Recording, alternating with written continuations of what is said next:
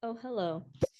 Welcome to my channel. Today I'm going to do a quick tutorial on how to track the houses and the activity going on in the houses in your chart. I want to make this really super quick as much as possible. So let's get straight into it. I'm going to share my screen because I first want to show you where to go, right?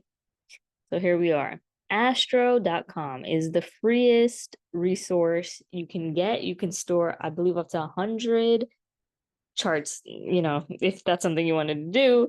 And as you can see mine, you'll see it. But anyway, I'm going to just show you how to pull up your chart, right? So when you go to astro.com, you're going to go here. This is going to be where you end up. Go on the side, sign up for a free profile. That way it's just easy. And then you can go to user profile. It's going to bring you to where your data is. Now, this is my son. I just showed his info to the world, whatever. I go to extended chart selection, right? I just click on it. And then right here, extended chart selection. That way you can figure out, get all the details that you want. So I usually read these days in whole signs. We're going to keep the simple natal chart, keep that the way it is. I'm going to keep it to today because we want to look at our transits, right? So now I'm going to show the chart. There we go. Super simple. Actually, wait, I already messed up. I'm going to have to edit this. Let's go back. That's the chart. But let's get the chart with the transits, natal chart and transits. There you go. So now that we have the transits, you're going to see how it looks slightly different from just the natal chart, because outside of the chart in green, these are your transits, right? Like I said, this is my chart. So now, easy, simple, 1 through 12 right here in the center. These are your houses, okay? My chart C is a lot easier in the sense that my Sagittarius rising starts at exactly at 0 degrees. So it really does map out each house pretty much exact. Now you might have a 16 degree or a 12 or a 20 degree, right? Rising sign. And that's going to be the mark of your AC. And that's where the houses are going to start. So your chart might not look as equal as mine. That's okay. The point is, in this little section right here, where I have the number 1, this is my first house. Now, this is not going to be a tutorial on what the houses mean. I hope you already know that. If you don't, comment below and I'll do a quick wrap up of that. But let's look for the houses with the activity. Now, as we're looking at the green, we can see my 4th house being stimulated, the cusp of my 2nd and 3rd house being stimulated. Pretty much, though, 2nd house because it's Capricorn, right? 4th house has Saturn and Neptune. That's affecting my 4th house, which would be my home life. 5th house has the North Node transiting and Chiron, right? 6th house has Uranus. My house of routines and rituals and work is being stimulated with the planet of change, right? Interesting. And I have it in Taurus, which is like about strong structural foundations and long-term slow steady progress. Anyway, 7th house, right? I see that I'm being stimulated in my house of relationships with the planet of luck. How cute. And Mars, right? Mars, which is about pushing and sometimes triggering, sometimes aggression, right? So if I'm wondering, like, why is this a month where I'm getting into more triggers with my partner, or he's irritating me a little bit more, I might look at my chart and say, oh, okay, I have Mars transiting the 7th. What does that do for me?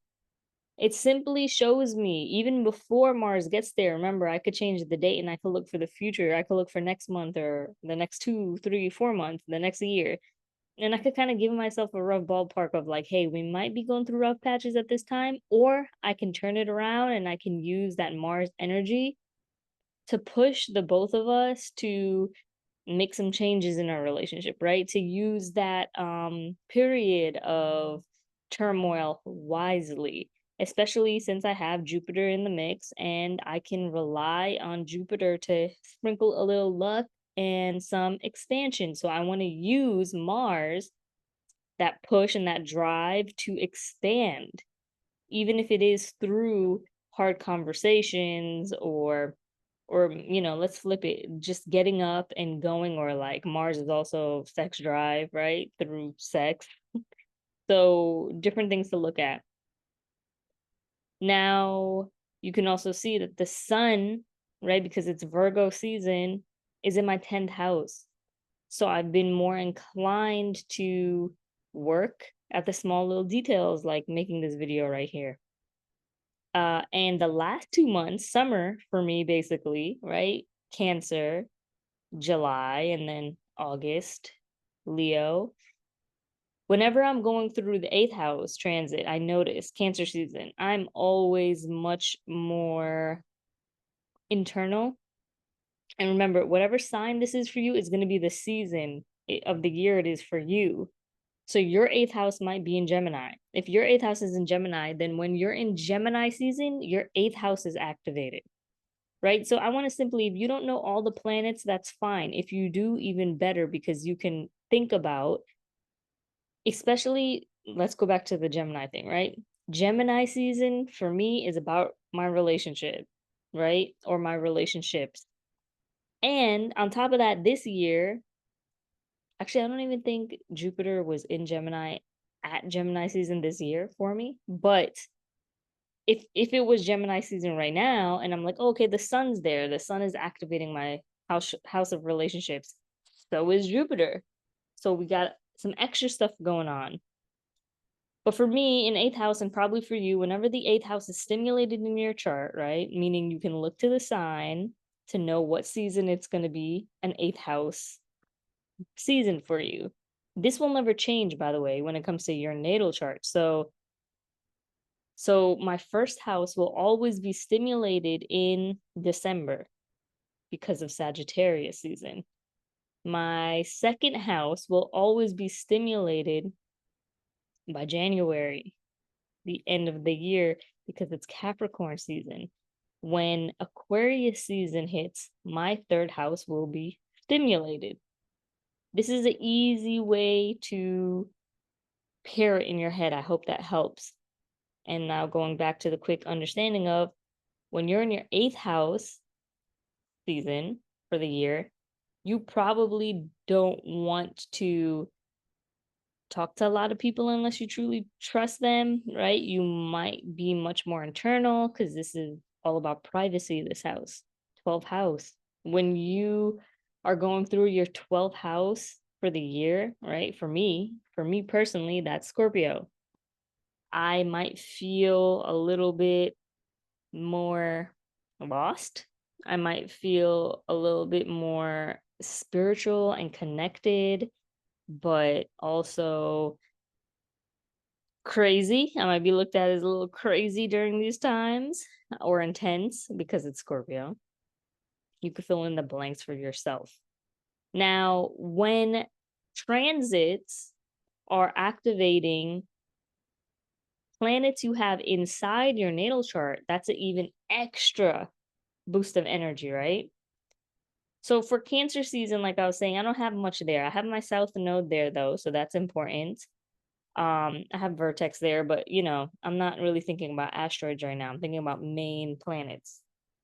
And so there's not a lot that I was being activated on, but I was private. So I wasn't updating my broadcast channel. I wasn't really updating Instagram, and I wasn't putting myself out in public. I took my own time, right? This allows me to give myself grace with my own natural rhythm and cycle. And that's important, right? Because we're in this world where it's like, no matter what, you need to push yourself to be active and push yourself to do, go, go. But that's not really natural for you. So this is going to help you understand your natural rhythm, right? Even Leo season. Leo season is known for being, you know, grandiose and dramatic and put yourself out there and have a good time and feel sexy. But it's my ninth house stimulating my Chiron. Chiron in my chart is Leo. So when the sun's going by here or other planets are going by here, I probably am being triggered when it comes to feeling confident and putting myself out there, or because it's the ninth house for me, which has to do with higher education, which has to do with learning, I might be thinking about or feeling insecure about what I know and what I have to teach people. If I've healed this, maybe I'm not so insecure about it, but I'm still talking about what I've learned from a place of where I've been hurt before. Maybe I'm thinking about my traumas a little bit more. This is because my Chiron is in the eighth, I mean, in the ninth house in Leo, right? So in Leo season, this is what I'm going to be personally dealing with. So if I was following the mainstream, it's Leo season, go out there and do this, do that, I probably am going to feel extra bad because I'm like, why don't I feel like doing that? Why is it harder for me right now to feel confident in the way I look, or in the things that I know? Why am I comparing myself extra hard to other people right now? Well, maybe this is why, and it's something that I need to dive into for my own personal healing, but I don't need to follow the generic standard of it's Leo season, so go do this and that, right? This is why it's helpful to understand your own chart, understand the basics of astrology, and also get a reading from an astrologer. Anyway, just to close this, 10th house for me, the sun clearly is activating pretty much right now too. Jupiter and Venus in my chart, and it's getting close to my midheaven, right? Which is the pinnacle of my chart, what my success is going to be about. And I conveniently am teaching you something, right? Very Virgo. I'm getting down to some details. Today's also the new moon, right? The new moon is pretty much falling on this energy in my chart. And so it's like, okay, I'm making the best out of what I know. I'm getting really detail oriented, and I'm trying to expand what I'm doing by posting this online, offering it to other people. And it's a great time to do that for me. The sun is here. I can shine in this area right now, and I'm pretty comfortable doing so. So I hope this little tutorial helps you somehow to track your own chart and your planets. And trust me, it might feel overwhelming at first while you're doing it, because it's like, I don't know what I'm looking at, or I need to memorize the houses and I need to memorize the signs, right? So here's the things I'll leave you with. Memorize the signs from in order, Aries through Pisces, right? You can just Google this information. So memorize that, and then remember that your rising sign is your first house. Look at your chart, especially if the degrees are a little bit shifted, and just get to know yourself. This is what this is about, getting to know yourself, making the most out of your life, and accepting, your own rhythm, giving yourself grace so that you're not pushing when you don't have to push. You're sitting when you should sit, even if it's contrary to what other people are doing or saying. This is all about you and your own individual journey. So thank you. Please, if you're not subscribed to my YouTube channel, please subscribe. And you can also catch me on Instagram at n.razzy, which is probably why you're here to begin with, but I digress. Thank y'all. Have a beautiful new moon, and this is also, of course, a timeless video. So whenever you're here watching this, if you've gotten something out of it, please comment below. And if you need another kind of understanding, something deeper, you want me to go through the houses, the signs, also let me know. And please book a reading with me for me to help you personally with this kind of information. Okay, we can work one-on-one, and I got you. Also, sneak peek, there will be a retreat next year in Peru. And if you're interested in that, I will be hosting, as well as two other people that I know and a bunch of beautiful indigenous shamans from Peru. So if you want to be a part of that early on, DM me, let me know, and I'll keep you on the list. You'll be one of the first people to know when we start announcing that. Later, y'all.